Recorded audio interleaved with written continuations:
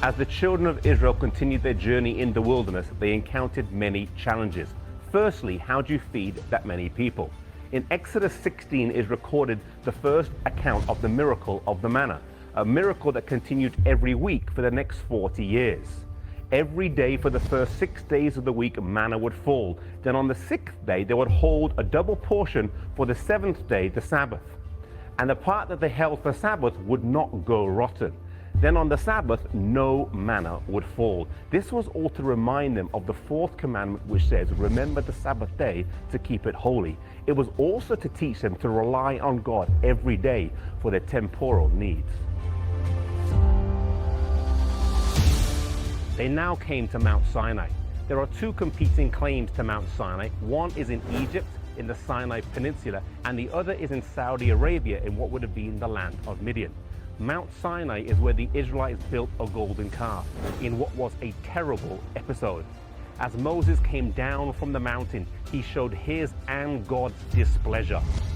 Most of the people repented, but 3,000 would not.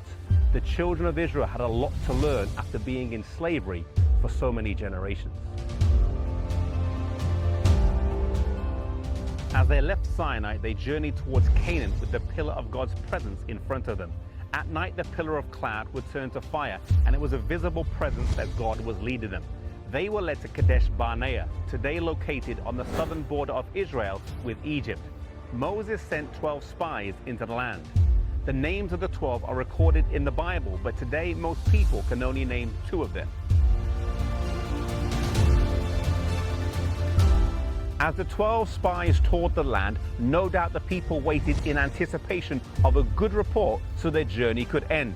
However, when the spies came back, 10 of them gave a negative report, and they said even though the land was good and it was fruitful and it did flow with milk and honey, they said the people lived in fortified cities and we aren't able to take the land. Joshua and Caleb, though, said we can take the land and encouraged the people to do so, but 10 of the spies insisted that they couldn't, even referring to themselves as grasshoppers in the sight of these supposed giants. The people now wish they hadn't left Egypt, and Joshua and Caleb tried one last time to convince them. But no matter how hard they tried, their words of encouragement were instead met with people who wanted to stone them with stones. No matter how hard they tried, they couldn't reverse the negative and distrustful report that the other spies had brought back. Such doubt and disbelief in the power of God would not be left without consequence.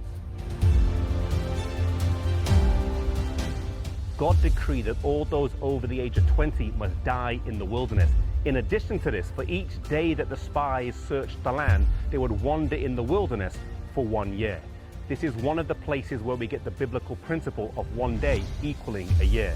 The only adults over the age of 20 that this did not apply to is Joshua and Caleb, who manifested tremendous faith and courage, and their names have lived on in history. My favorite part of the story is at the end of the 40 years of wandering when Joshua and Caleb enter the land. Joshua is now the leader of the Israelites, and Caleb is an older man at the age of 87, but he asked to be given the land of the giants. He says in Joshua 14:12, "Give me this mountain. If the Lord be with me, then I shall be able to drive them out." He did not seek an easy retirement, but rather he wanted to show that our strength is not in human power, but it's in the power of God.